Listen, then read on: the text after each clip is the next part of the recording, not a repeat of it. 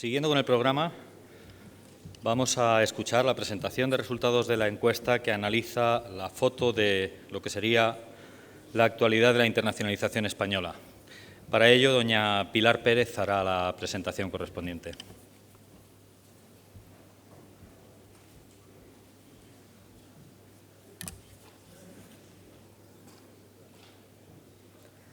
Bueno, muy buenos días a todos. Muchísimas gracias a la organización por permitirnos presentar los resultados de este estudio y, sobre todo, por haber confiado en nosotros a la hora de realizarlo.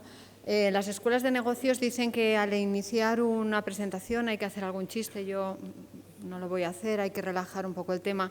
Sí que os digo que tengo algunos retos. De hecho, uno ya no lo he cumplido, que es utilizar el usted. Os acabo de decir, os digo.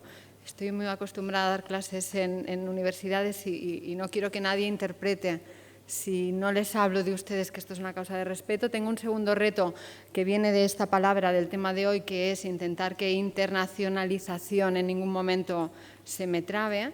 Pero sobre todo el principal reto del día es que los datos que vamos a presentar sean inspiradores, sean de vuestro interés. Es un estudio cuantitativo, tendremos que sufrir algunos números. Yo espero verlos desde aquí en la pantalla.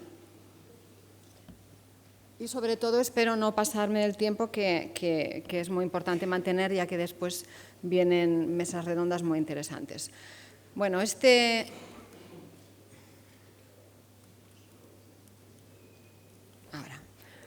Como sabéis, este estudio ha sido encargado a Millward Brown por el CEDI, que es el comité organizador de esta cumbre. Cuenta también con la colaboración y el apoyo de DHL, Grupo de Santander, KPMG, Mar Monitor y el ICES. La verdad es que hemos trabajado, nosotros hemos recibido mucha ayuda de estas organizaciones a la hora de diseñar el estudio. Saben mucho más que nosotros sobre temas de internacionalización, así que muchas gracias. El objetivo del estudio, el principal objetivo ha sido identificar determinadas características que tienen las empresas ya internacionalizadas y saber un poco más acerca de esta trayectoria, ver cuáles han sido los factores clave, los problemas con los que se han encontrado en el proceso, y para ello hemos tomado el pulso a 1.385 directivos. Probablemente algunos de ustedes hayan participado en el estudio. El trabajo de campo se hizo entre el 3 de diciembre y el 11 de febrero a través de un envío de un cuestionario online. La muestra que nosotros vamos a representar, es importante tener siempre en mente que estamos hablando de empresas ya internacionalizadas. Todas ellas ya tienen una cierta experiencia internacional. ¿De qué vamos a hablar? Bueno, pues vamos a hablar un poquito de cómo surge el proceso de internacionalización, de cómo ha evolucionado, de qué efectos tiene sobre el negocio de las empresas, qué esperamos para el futuro, cuáles han sido los principales factores de éxito, los principales problemas que han ido surgiendo por el camino, y finalmente hablaremos un poco de cómo pueden o cómo las empresas opinan que pueden ayudar las instituciones. Vamos a ver un resumen, tenemos presión de tiempo, no tengo más de 20 minutos, con lo cual no lo vamos a ver de forma completa, pero todas las organizaciones que forman parte del comité del CEDI van a colgar en sus páginas web el informe completo, o sea que todos vosotros vais a poder acceder a los datos completos, que tienen mucha más información porque hay segmentaciones por tipologías de empresas, etcétera. En primer lugar, ¿cómo surge el proceso de internacionalización? Pues realmente el 60% de las empresas consultadas nos dicen que ya llevan más de 10 años internacionalizadas. O sea que la experiencia en el grupo de empresas que ya están en el exterior es bastante amplia. Hay un 18% de empresas que han surgido al exterior en estos últimos 5 años.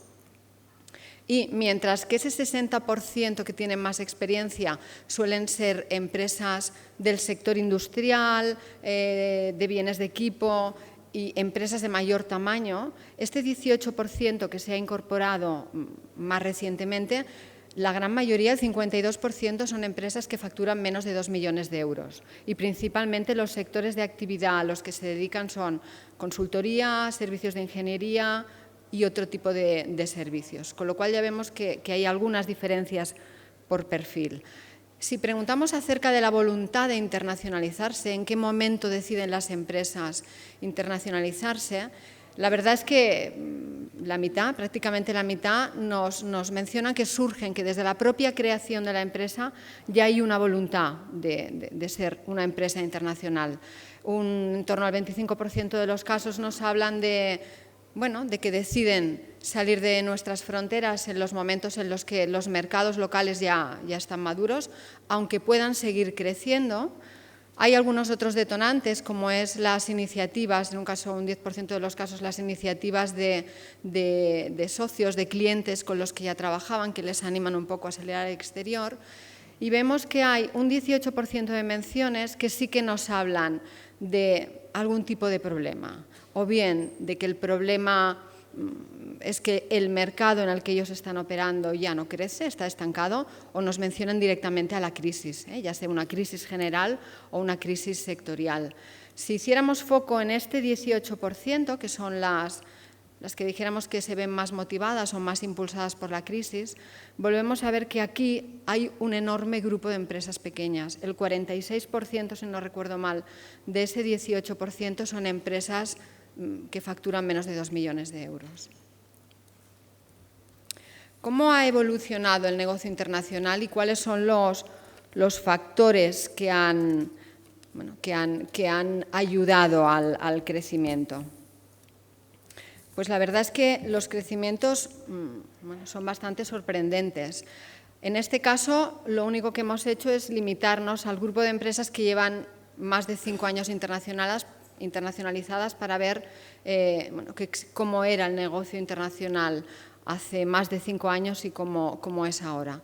Entonces, cuando nosotros preguntamos qué participación de la facturación de tu empresa venía de negocio internacional hace 5 años, la media está en torno al 38%. Hay algunas diferencias, lógicamente, por perfil de empresa, pero hace unos 5 años nos hablan de que la media de facturación proveniente por negocio internacional era de un 38%. Y cuando les preguntamos cómo es ahora, ese 38% vemos que asciende a un 53%, lo cual significa que en 5 años ha habido un crecimiento del 40% en la facturación proveniente del negocio internacional. Hay determinados sectores, como el sector de infraestructuras, que en 5 años nos hablan de crecimientos cercanos al 75%. Y el sector de infraestructuras, en concreto, que es el que más ha crecido, actualmente su participación, su porcentaje de facturación internacional está ya muy cercana al 70%. Ha sido mencionado antes por la señora vicepresidenta. Si entramos en el tema de la rentabilidad y les preguntamos, ¿cómo es la rentabilidad actual de tu empresa, separando lo que sería negocio internacional de negocio local? Actualmente ya hay un 45% de empresas que nos dicen que el negocio internacional ya está siendo más rentable que el negocio local. Un 29% nos dice que el nacional es todavía más rentable y un porcentaje algo menor no nos marcan diferencias entre ambas rentabilidades. Pero cuando intentamos hacer una prospectiva y preguntar a las empresas, y dentro de 3 años, ¿cuál crees que será el negocio más rentable? Hay una enorme mayoría, un 64%, nos dice que sin duda alguna el negocio que será más rentable será el internacional. Solo un 10% nos hablan de una rentabilidad superior en el negocio nacional. Referente a en qué se sustenta un poco el crecimiento, o sea, por qué es lo que han hecho las empresas para conseguir este crecimiento, sin duda alguna el principal impulsor del crecimiento es la entrada en nuevos países. Veis que hay un 79% que nos hablan de la entrada en nuevos países como elemento primordial. Hay algunas diferencias también por sectores. A la derecha podéis ver algunas diferencias por sectores. Hay sectores como el de las infraestructuras o los bienes de equipo, para los cuales ciertamente la entrada en nuevos países es más importante.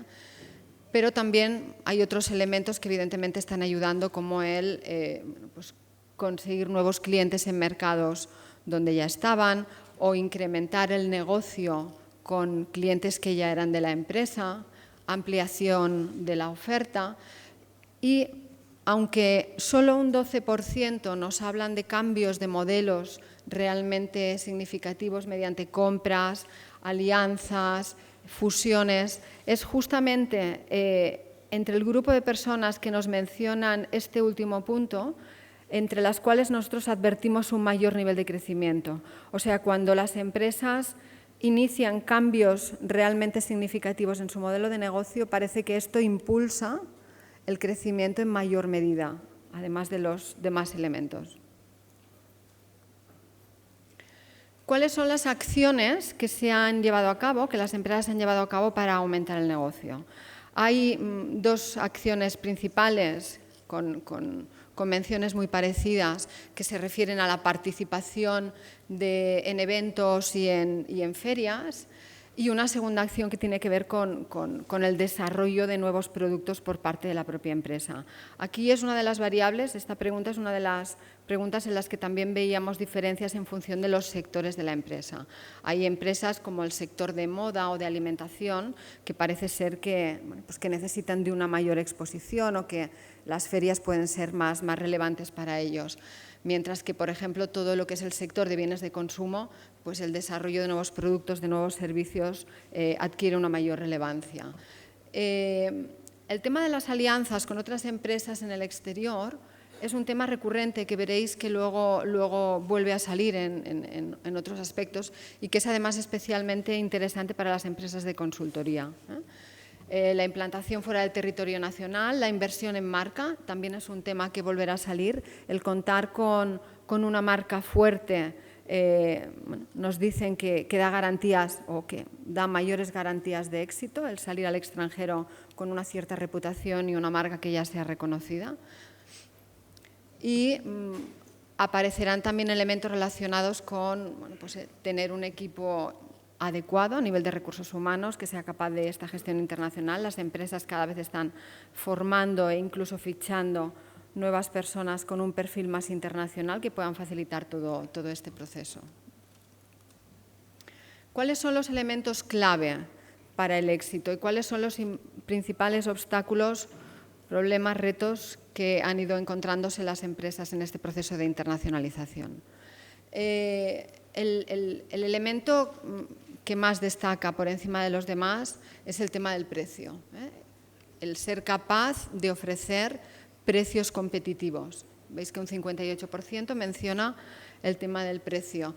Pero luego hay tres elementos que están que siguen a continuación con porcentajes relativamente también parecidos entre ellos, que es el tema que comentábamos antes, el tema de los recursos humanos, la marca como elemento importante, y las alianzas estratégicas con otras empresas, ya sea empresas interiores y sobre todo empresas del exterior. Evidentemente hay muchos factores que nos van a ayudar a alcanzar el éxito. Nos hablan de I+D, de diseño, de financiación, de logística, de inteligencia económica, etc. ¿Y cuáles son los principales retos o los principales desafíos con los que las empresas se han encontrado durante todo este proceso de internacionalización? Hay tres elementos muy cercanos en peso, que sería la selección de un socio comercial adecuado. Este parece que puede ser, veréis que es un elemento de éxito y puede ser un elemento de fracaso, el ser capaces de encontrar un socio industrial o comercial con el que podamos hacer negocios y nos entendamos bien. Los aspectos regulatorios de los países de destino es otro de los elementos que también se le ha mencionado, y el tema de la financiación, en el cual ahora haremos un especial foco. Cuando preguntamos directamente si la financiación limita el crecimiento, un 56% nos dicen que sí, que es un factor limitativo, mientras que para el resto parece que no lo es.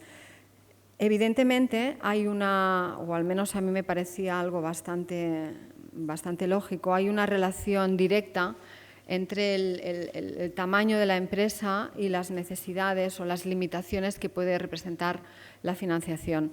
A menor tamaño empresarial, pues las necesidades de financiación aumentan.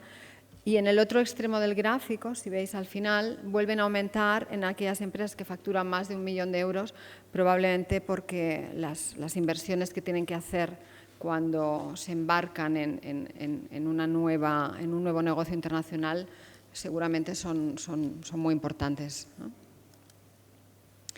¿Cuáles serían los instrumentos para resolver estos problemas o estas limitaciones de financiación? En primer lugar, nos hablan del crédito bancario, pero también nos hablan de préstamos participativos de organismos públicos, de seguros de crédito, de financiación por parte de entidades multilaterales o de inversiones en capital. ¿Y qué se espera para el futuro de la internacionalización? Antes se ha comentado también en la mesa, cuando nosotros mencionamos una serie de frases a los entrevistados, que son estas que aparecen aquí, y les decimos del 1 al 10, díganos en qué medida su empresa seguirá invirtiendo en internacionalización, veis que las medias que obtenemos son muy altas. De 1 a 10 tenemos un 8 en el tema de la inversión, otro 8 en la opinión sobre la irreversibilidad del proceso. Nos dicen que una vez que el proceso de internacionalización se inicia es muy difícil, es muy extraño volver atrás. Y hay también un grado de acuerdo importante en el hecho de que la internacionalización pues, ha venido a ayudarnos a sobrevivir en el entorno de crisis que hemos pasado. De hecho, si nuestras empresas pudieran escoger, el 60% de las mismas nos dicen que deberían crecer todavía más a nivel internacional, que les gustaría crecer todavía más internacional. Hay un 20% que ya considera que el equilibrio entre el negocio nacional y el negocio internacional es el adecuado y un 16% que les gustaría crecer más a nivel local, probablemente también porque los equilibrios se han perdido y los negocios internacionales han ganado peso frente a los nacionales que se han visto reducidos por la crisis. No hay absolutamente o muy pocas dudas acerca de que la internacionalización seguirá creciendo. El 90% de los encuestados nos dicen que seguirá creciendo, sin duda alguna. Tenéis los diferentes porcentajes en función de la intensidad de esta respuesta, pero tan solo un 1% nos ha dicho que va a decrecer el negocio internacional y un 9% que se va a mantener estable. Cuando preguntamos a este 90% por qué creen que el negocio internacional va a seguir creciendo, generalmente nos hablan de que todavía existen planes para entrar en nuevos países. La entrada en nuevos países aparece continuamente como un factor que como mínimo impulsa de forma muy rápida el negocio internacional. Pero también nos hablan de ampliación de líneas de productos o servicios a ofertar, de mayor foco en el mercado exterior del que había hasta ahora. Lo cierto es que las empresas se han engrasado y han empezado a trabajar este tema, con lo cual están como más preparadas para abordar los temas de internacionalización. Hay una mejor posición fuera gracias a estas alianzas con otras empresas. La marca vuelve a aparecer como un elemento importante. Las empresas que cuentan con una marca fuerte saben que apoyando esa marca van a favorecer el tema de internacionalizar. Nos hablan también de mayor estabilidad del mercado exterior, de un mejor aprovechamiento de las inversiones que ya se han ido realizando y que ahora empiezan a llegar a un nivel más óptimo de tecnología, etcétera, etcétera. De hecho, vuelve a salir incluso el tema de recursos humanos, ¿no? Tenemos un personal más preparado y más adecuado para abordar esa tarea. A ese pequeñito grupo de pesimistas, son solo 149, de pesimistas o de realistas, no lo sabemos, que nos dicen que no, que el negocio internacional no va a aumentar o va a decrecer. El principal motivo es el incremento de la competencia exterior. Nos dicen que la competencia en el mercado exterior se va a incrementar y luego el segundo lugar aparece el tema de financiación. Son probablemente empresas que tienen mayores dificultades para financiar la inversión en el exterior. También hay un punto de optimismo en el que, bueno, como los mercados locales es posible que crezcan, probablemente algunas empresas perderán un poco el interés, volverán al mercado local y pondrán más foco en los mercados locales. ¿Tienen las empresas planes para internacionalizarse?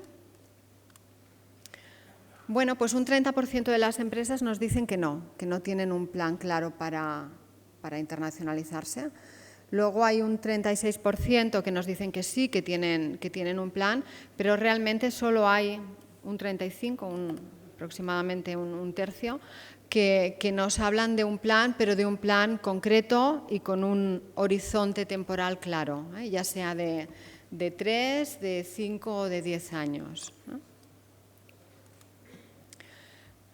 A mayor tamaño empresarial, mayor plan a un cierto tiempo.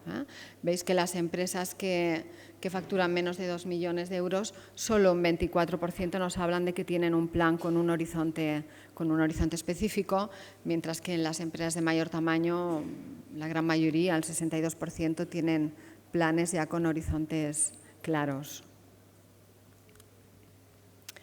¿En qué deberían apoyar las instituciones?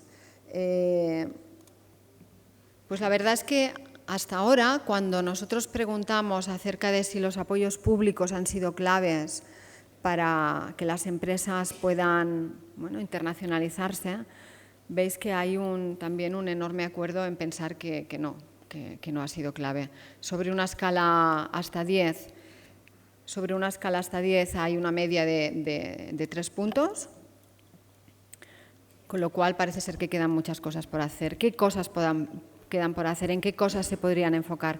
Pues principalmente en aquellas en las que realmente las empresas ya están, ¿no? En la promoción comercial, la financiación de las exportaciones y todo lo que tiene que ver con simplificar los aspectos burocráticos, ventanilla única, mejoras fiscales, barreras arancelarias.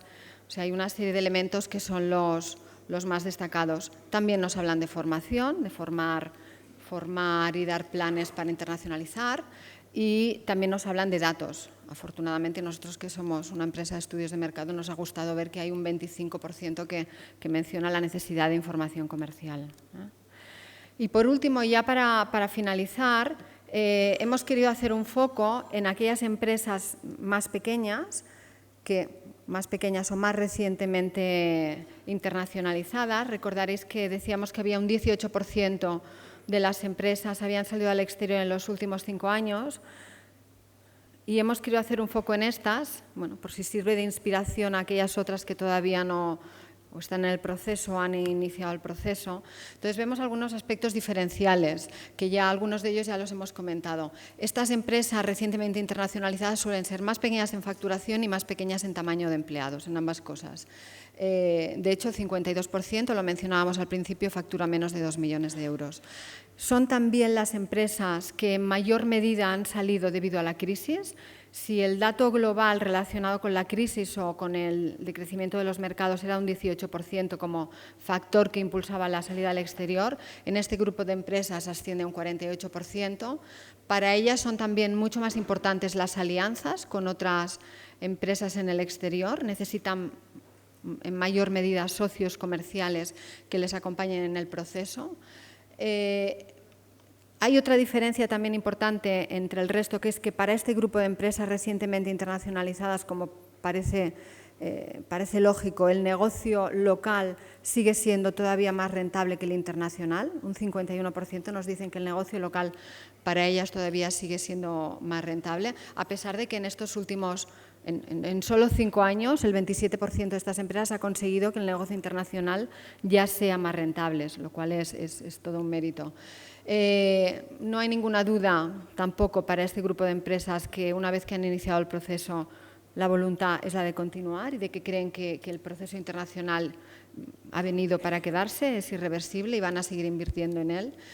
Y finalmente, son aquellas en las que, a pesar de que han salido en mayor medida por la crisis, tampoco ha sido tan clave su salida al exterior porque están en los inicios, ¿eh? Están todavía esperando recoger los frutos en un futuro. Y finalmente son las empresas pues, con más necesidades de formación y de financiación. Espero que haya sido del interés de todos y, como comentábamos antes, podréis descargaros el informe concreto en las páginas web de las diferentes empresas que organizan el evento. Muchas gracias.